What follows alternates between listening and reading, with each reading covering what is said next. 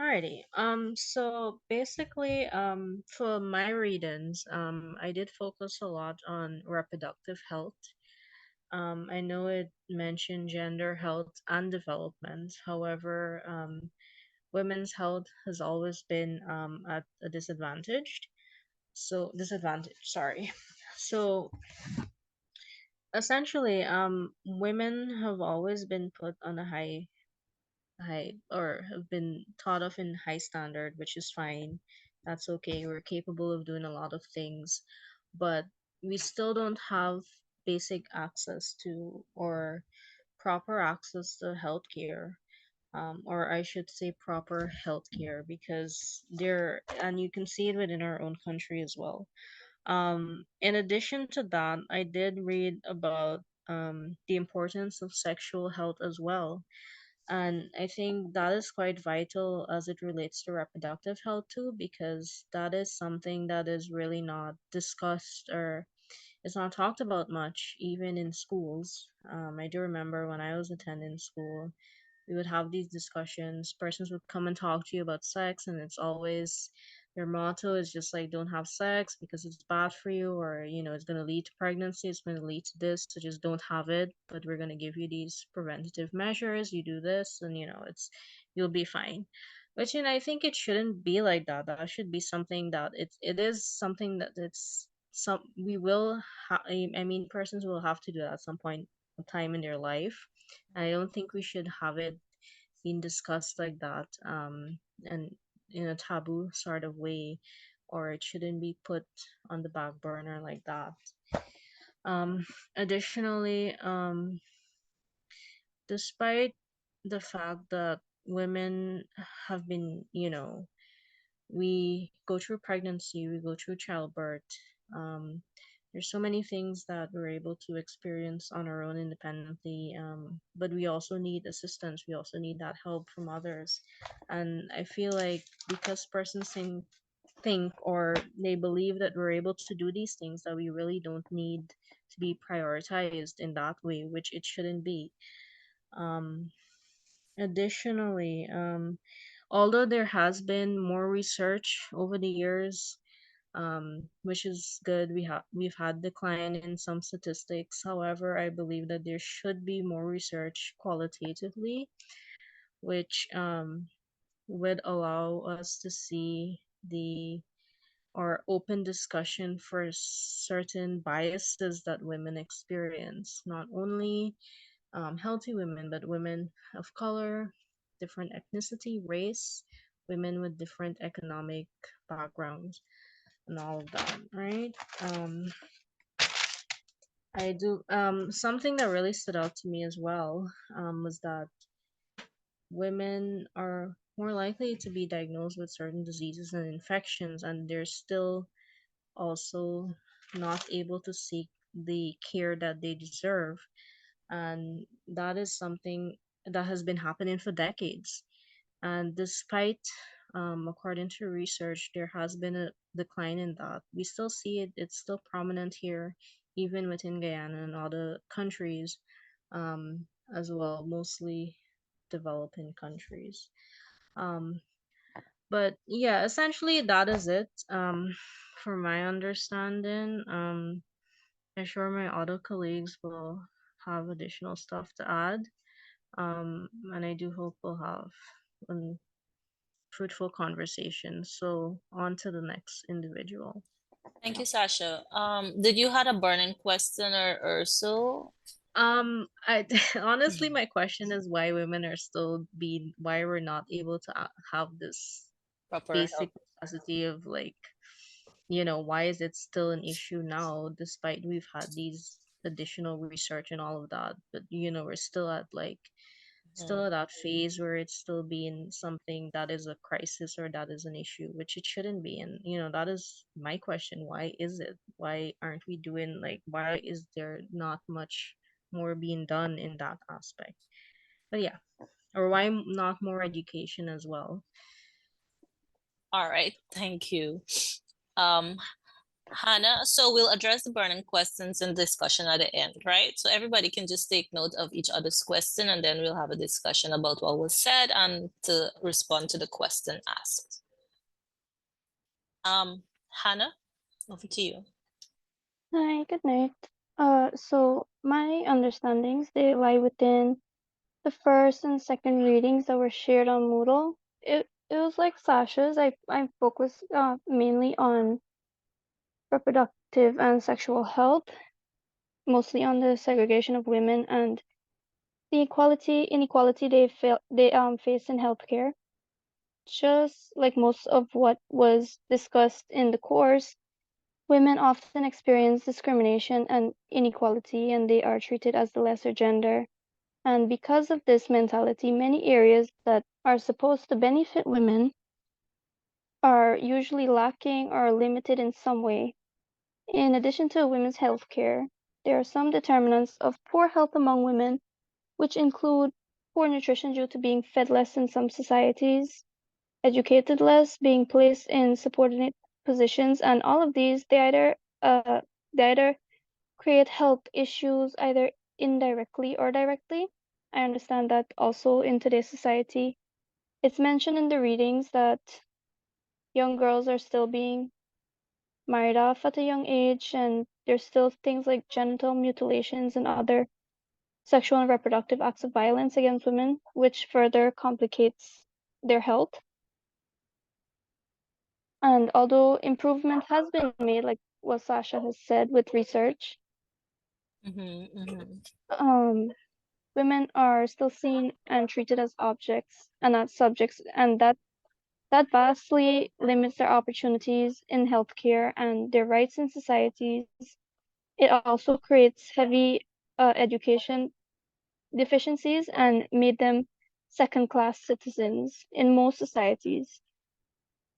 While they were focused on sexual and reproductive health, and this benefits women, of course, but unfortunately, women they're more treated like childbearers, and so they're seen as a means of reproduction, and they focus mainly on their reproductive health and child health, but they don't really focus on women themselves. So because of that, maternal mortality rate, skyrocketed, and because when they're pregnant, emphasis is usually placed upon the care of the unborn child. mm-hmm. And even though this is good, it should be equal. Right, yeah. And yeah, I was also reading on contraceptives, and contraceptives, they were initially meant to give women the opportunity to take control and optimize their choices. However, instead of being in control, women, they're being controlled, and it's like a way for them to control rapid population growth rather than maximizing on women's choices Mm-hmm, and, in addition to their health. And in countries where contraceptives are not available, as it should be, mm-hmm, women experience unwanted pregnancies, and these things kind of lead to things like unsafe abortions and infections and strains economically, because sometimes in these societies, abortions are illegalized mm-hmm, because women are seen as these childbearers. So these women that don't want these pregnancies, they go and they have unsafe abortions, and that usually ends up with serious consequences. Infertility is another thing that can be caused through unsafe sex, resulting in infections and STDs and mm-hmm, other diseases with no treatment. And I should note that although men, they also need to focus on their reproductive and sexual health, but obviously, women face more of a struggle due to the risk of pregnancies, and they're more difficult to diagnose, and they're more susceptible to diseases, but they're cared for less. So, it's difficult. It's like a lot more difficult for women. And I remember I was in a church group once, and they were talking about abortions. And, that's a very rocky topic. People talk about it a lot, and it's always if it should be legalized or not. And then mostly people come at it through like a religious perspective and say, well, that's wrong and that's not what God would want and all of these things. But then I think, like, in my opinion, I feel like women should have that right to choose if need be, because it does promote a safer way to abort, and that can benefit their overall health and well-being. Right. And for my burning question, I I do have it's just like, do governments really care about their women's health and overall well-being if abortion is illegalized in their country? So Mm, that's just a good so question. that's just yeah, so that's just a question that I have. All right. Thank you, Hannah. Sharnika, over to you. All right, thank you guys for welcoming me to the floor. Um, I'll try to time myself maybe a bit faster, but I'll start with my key understandings. This the first point that I have is based on the stats that were presented in the class by Miss what's her name? B. Here. Roy. Uh, yeah. Was that isn't it B. Roy?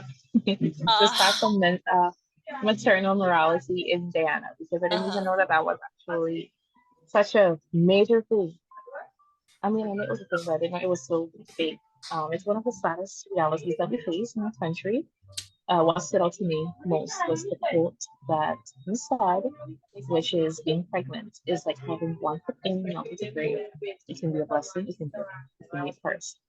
So many of our colleagues in the class, during this class, shared their experiences with the public health system that relates to not just negligence of our medical professionals, but them not listening, not taking the time to understand how the patients felt.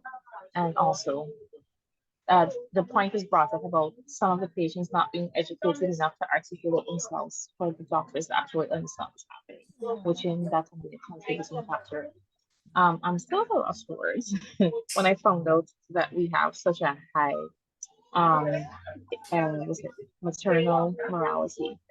And because our population is kind of small and it's been getting worse over the years, something needs to be done. Something needs to happen. Though I'm not sure when it's going to happen. Um, but I know that this definitely needs to change. Yeah. Now, for my second point, I will focus on understanding how gender affects the um, reproductive health outcomes. Living in a biased society isn't something that's new to you, it's not new to me. But as a woman, I am big on safety when it comes to sex. And of course, we are a culture that um, is ingrained with spillage, not only from the white collar effect, but also from the idea that men are, not were, but are greater than women. Basically, what I'm trying to say is that our culture, it is influenced by learned behavior from colonial and patriarchal times, still somewhat present today. When it comes to health, not much is considered, not much consideration, sorry, is placed on men, but mostly women, because if it was difficult to work it through the male perspective, then when they try to have like control through the female perspective, it's always okay. Yeah, who's gonna go that route because it's easier to deal with the woman because she didn't have a choice. We own them. Uh, their bodies are rights to experiment and so on. And I'll give you an example. When they stated in class that with the same scrotum thing, when they cut the scrotum and drain the sperm, and if a woman gets pregnant, oh, it can't work with the male. You can try it with the female, trying to see how we can prevent her from having to baby with her. And this way we can stick and run with. Um, unfortunately, sometimes that, and unfortunately, that is something that affects the reproductive health in society today. This has provided uncharted territory when it comes to male and female reproductive health. Everybody follow me so far, right? Yeah. um, I will now list my experiences, which is two. The first experience that I will talk about is the experience with my cousin. Um, I kind of doubted for a period of time that healthcare workers are actually negligent, but I blame it on the patient and communication. But then my cousin, she was pregnant Mhm. with her first child. The baby was healthy, full term, everything. She went to the hospital. She told the doctor that she was having contractions, that she felt that she can feel her baby coming out. She can feel it. And the nurse and the doctor at the time that wasn't busy, they ignored her completely. And they told her, well, it's not time yet. And they put her to sit in a wheelchair. After like 2 or 3 hours, when they put her to give birth, the baby was dead because the baby's actually was actually crawling when she said she felt it, and they paid no attention to what she was saying. They told her it wasn't ready and all of that. My second experience, it comes with the reproductive health. Um, there's there are things that can be done, not a lot, things that can be done when it comes to like the same things that we were talking about earlier with the contraceptives and so on. There are male contraceptives, but men are not really open to that forum because they always say no, that's not for we, it's for woman. They still have that patriarchal mindset, so that's not really a given either. I have my burning question that I'm gonna relate to you guys now. I want to know, and I want you guys to really think about it and be honest about it as well. If you guys were to be reborn into the world, knowing what you know now, the experiences and everything, and you had the choice whether you were going to be born a male or a female, what would you choose? All right, I'll hand the floor over to Bianca now. So, Interesting. Bianca, take the floor. That's an interesting question, Sharniko. I'm kind of eager to answer it now. But good night, everyone. Good night. So I'm gonna start on I would say somewhat unexpected note. So, from my opinion, the harmful gender norms that we would have constructed over time plays a major, major role in poor health in both male and females. I'm going to start with the male. Now, the construction we have of masculinity and what it would entail, or what males grew up learning of what masculinity is and what it entails, this have negatively affected them over the years, not just in a sense of physical health, but also in terms of their mental health. This is because most of them are encouraged to take part in certain activities, stuff like smoking and alcohol abuse and stuff like that. And the general idea that as a man, you don't go to the doctor. Because I heard a lot of males put forth this narrative that as a man, I gotta go doctor for nothing around me. You know? They have the idea that they're invincible. Nothing can happen to them. So this have played a really, really major role in poor health in males because I mean, if you're being honest, you're using substances, even if you're not, I mean, anybody can get ill at any point. We never know.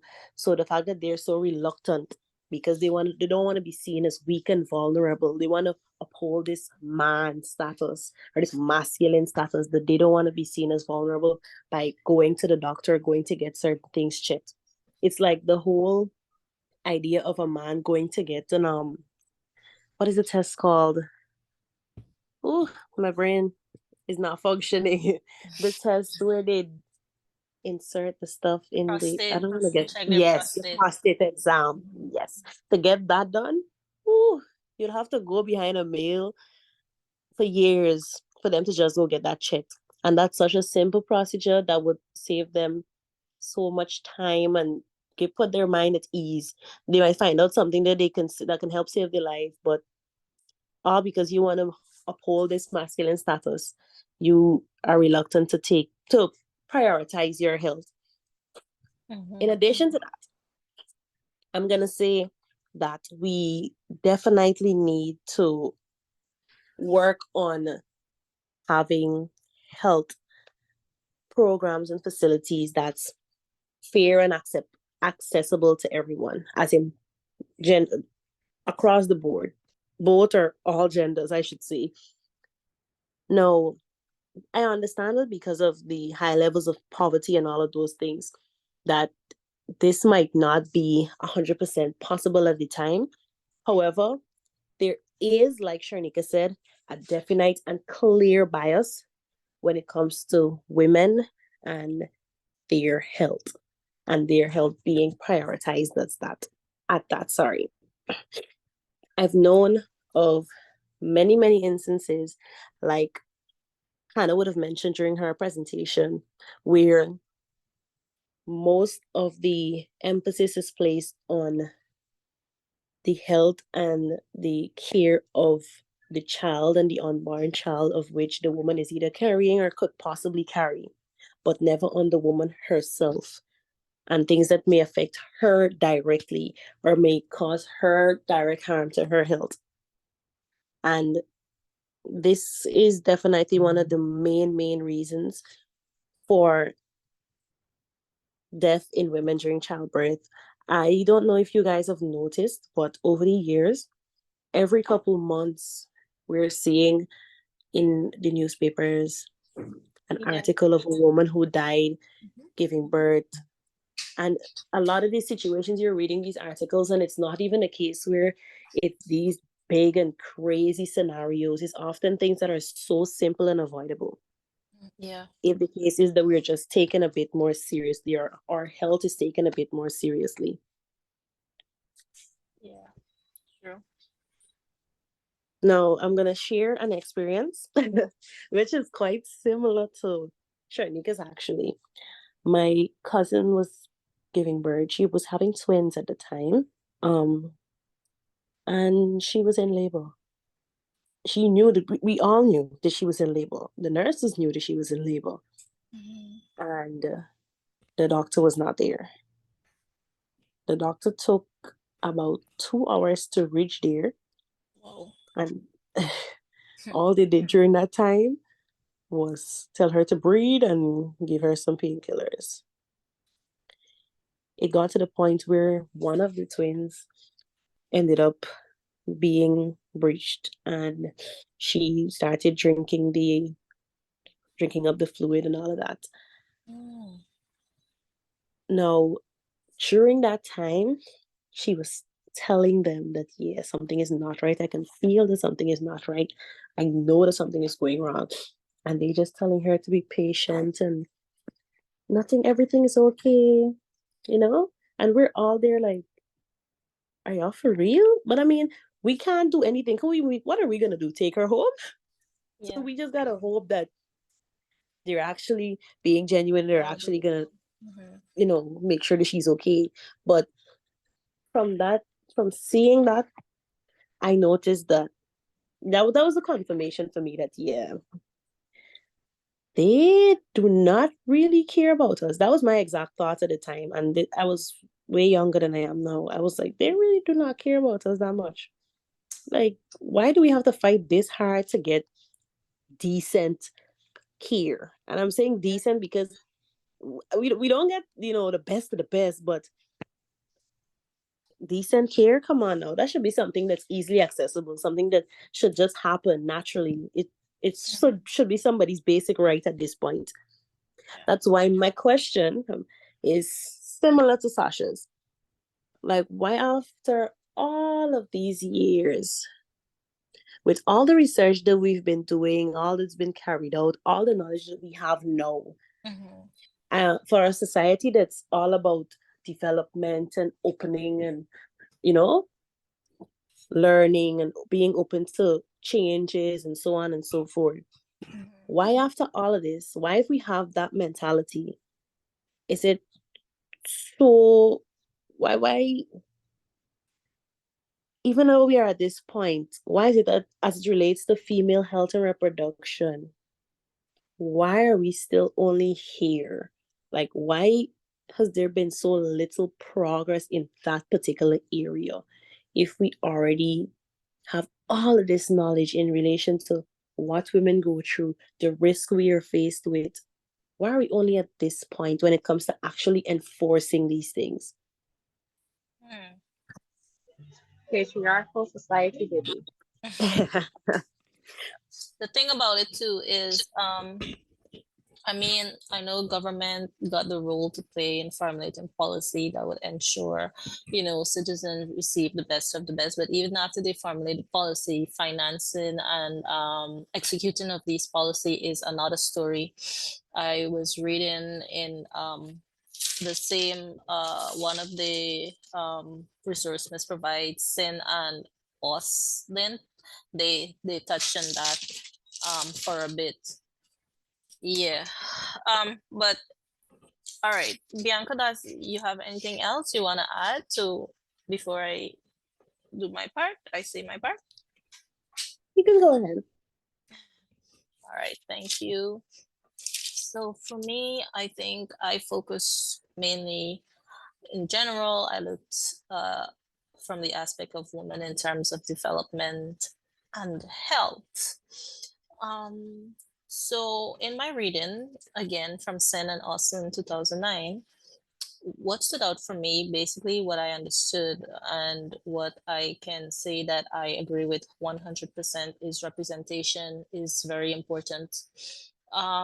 Representation at leadership level where the decision making process is being carried out is important because remember, because of the patriarchy influence on society, many decisions pertaining to women health and development prior to the feminist movement in the 1800s, for example, it was when we were more before this feminist movement and so on. It was decided that a woman's place is in the home, and they were not allowed to have opinion on certain matter. They couldn't. If a woman talk about politics or had an opinion on economics, or so, men would look at her. The men used to look at her and want to know if she's crazy. Women were seen as crazy then, right? But with feminist movements and so on, we were able to gain some level of control, and we are being represented in some. We're being represented. Sorry, guys. Am I talking too fast? No, it's okay for me. I'm following. Okay. Yeah. So representation is important because a bunch of men making decision when it comes to whether a woman should give abortion or not, I don't see that playing out fairly, right? Like, what resource do they have, or what experience do they have to determine whether a woman to determine what choice a woman should make over her body? So I'm saying that to say again, for me, what stood out on my key understanding is representation is very important. And with the feminist movement, we have come a very far way, right? We're now able to vote, we hold position of power, but we still got a far way to go. We're breaking glass ceiling. Now women are being, still there is some unequal pay discrepancy, but some women are being paid their worth and so on. And a study conducted by Lundberg and Pollack in 1993, it highlighted how these disparities in the earning between men and women leads to poor health care and nutrition and education and so on for women, right? So it is because, for me, because of these disparities, is why women are so they say, I think I remember somebody saying the lesser gender, it's like we're at disadvantage. We're not a lesser gender, but we're always at a disadvantage because of the patriarchy. I don't know how many of you you guys know there is this meme where it's showing the things that woman got to go through to reach where she want to reach in terms of career, and compared to what a man got to do. He could study and he focused on his study and he commits to his work and he's good to go. But a woman got to balance her study with her family life and her family responsibility, and all sort of biasness from society before she can get to where she want to go to. So those are all hurdles that women would face before they can reach a level of success they want to reach. And even when they reach there, they're still not paid as much as men are, right? They're not paid equally as men. So just to recap, for me, my two key understanding, socioeconomic, the disparities in pay, they lead to a lot of um, other side effects such as poor health care, nutrition, and education. Because if the woman is earning enough, how is she going to spend money on university? How would she be able to afford a university education? And representation being important at leadership level where important decision making is concerned. For me, my muddiest point, I think uh, when we look at education, we say with education, we're able to overcome so much. And I feel like if women are given the opportunity as equally as men to be educated, then the struggles that we face would not be as much. You're educated, your health would be better, you're able to earn well, you still got there's still a disparity, but you're at least able to earn for yourself. um Knowledge is power, as they say, right? So this was actually found in Doflo, sorry, 2012. He would have highlighted this as well. Most of the problems are solved, for me, this is my muddiest point. Most problems, I think, would be able to solve with education. Just note, I say most and not all, because I know even when, as I said, coming back to being paid fairly as compared to men, I know that's an issue there. But for me, you guys feel free to correct me if I am wrong, but I think education would solve a lot of the problems that women go through. And the thing about it, the sad truth about it, is that in countries like India and China and so on, where the boy child is most valued one, he gets to go, they get to go to school and so on. And with the females, they, if they can't afford it, they must stay home and do the housework and so on. And then these females, they're not exposed, they're not educated as to how to treat themselves properly when it comes to basic health practices and so on, with the exception of what they were taught at home. And we know that in cultures, health practices are not exactly always right? Like, for example, this genital mutilation, this is actually a cultural thing, right, guys? So yeah, education for me, my muddiest point, would solve a lot of issue. Um, Now, this brings me to my question. I touched a bit on some culture there in India and China and how they view the boy child as, he's more valued in the family then, let's just say that. And it's part of their culture. So here's my question. Up to what point do we allow culture to play out before we intercede? Yeah. So we'll answer a question from each person. I don't see Bianca here, but I hope she joins back before our time is up. So yeah, my question, if I was, up to how far do we allow culture to play out before, you know, uh, we intercede when it comes to women and their health and cultural practices and so on.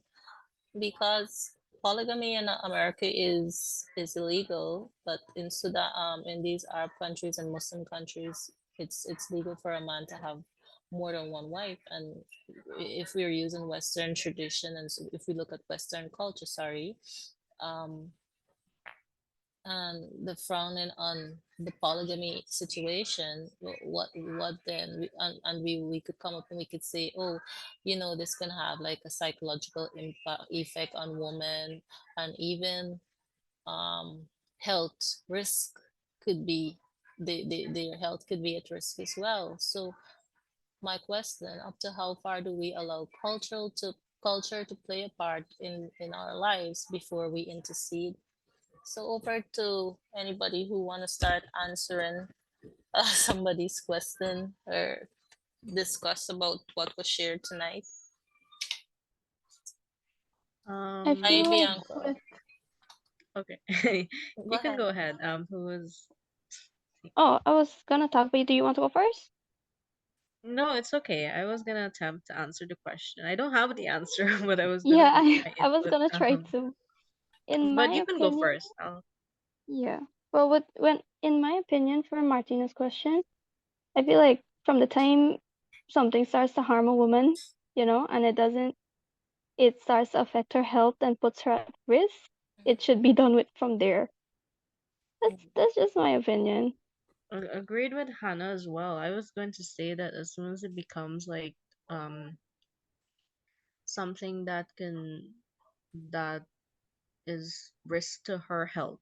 Mm-hmm. And also when Martina mentioned something about having multiple wives, it just another thing popped up is child brides, where they Mm-hmm. have in some culture where children, girls, literally the ages of 10, 11, 12, probably younger than 10, who are, you know, being sold by their parents to these older men, Mm-hmm. just to be able to have this finance, so they sell her off and then she becomes this bride. That Mm-hmm. is legal. And then also to think of it where he, has sexual intercourse with her and then she gets pregnant, her body is not fully developed to Mm-hmm. birth a child at that age. So, all of that is concerning as well. And it's really, despite it's cultural, it shouldn't, you have to look at it in an aspect where it's a young girl and her health is severely at risk, despite that it's a culture, despite it's been Mm-hmm. practiced for years. So Yeah. yeah, that is just my input there. I'm trying to recall the other questions that were asked. I believe I remembered Hannah questions. I think she asked if governments, or if governments are really, keen about women's health, as it regards to abortion, when in some countries, abortion is still illegal. Mm-hmm. Um, that the abortion is a tricky, that's the tricky one. Everyone has different views Mm-hmm. as it relates to that. I do believe women have that choice because it's their body. Right. Um, uh, they have that choice if they want to bring that child into the world or if they wish to not do so. Um, and I think Martina was the one that mentioned if we have these men who are the policymakers making these decisions for women, how is that even, going to benefit us if it's just men on the board just, continuously making these decisions for us? Like they don't know half of the things that we're experiencing or things that we go through. So I do believe that it really comes down to that women should be more a part of it, and education really is important, Yeah. in agreeing with Martina's earlier discussion too. So yeah, that's my input. Anna, go ahead. You have anything else you want to add to the discussion? Not right now. Okay. Sharnika, what about you? We're at the discussion part where we're making comments or responding to what each other would have said. To be quite honest with you guys, um, I remember Bianca's question, and what I have to say about that is, Mm-hmm. at the end of the day, I really, really believe Mm-hmm. that this all stems from the patriarchy. Mm-hmm. It's not because of men. Men are the fault. They're to blame.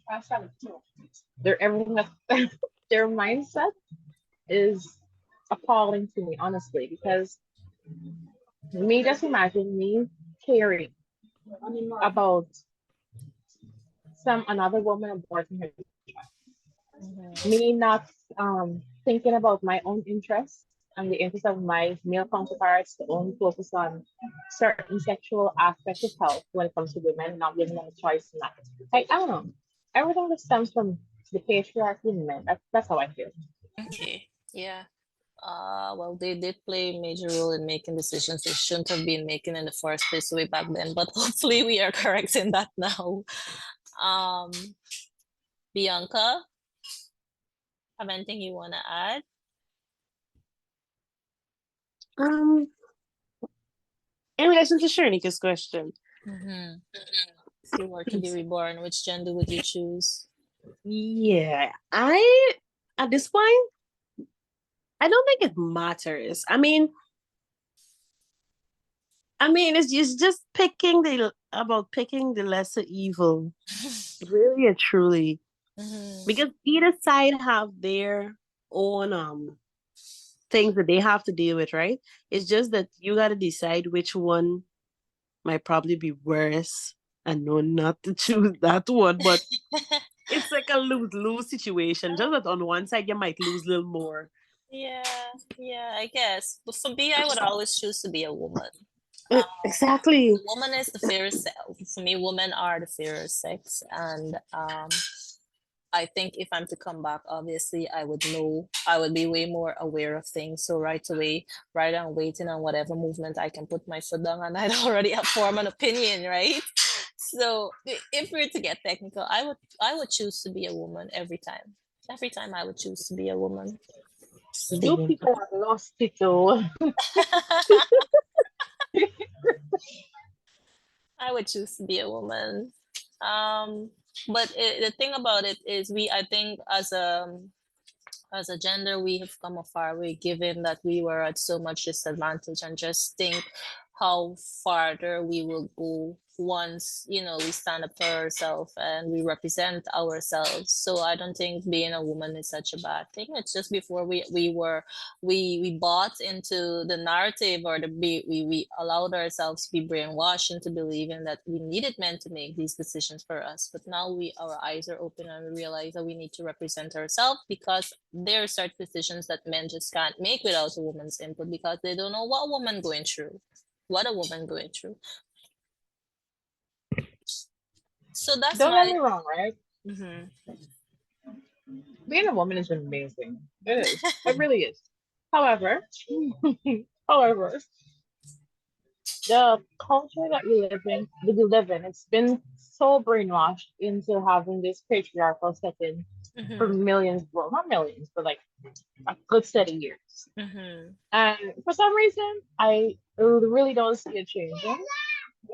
And from experience, I genuinely believe that men have a savior. So if I'm to like be reborn or what's not, I think I would choose a man. Not just to have the advantages and so on, but like Uh-huh. because they don't listen to us. Even if we make noise, they say they listen, but you know, And I think we're being heard. patriarchy. I think we're being heard. It took a while, but we are being heard. It And took taking too long, man.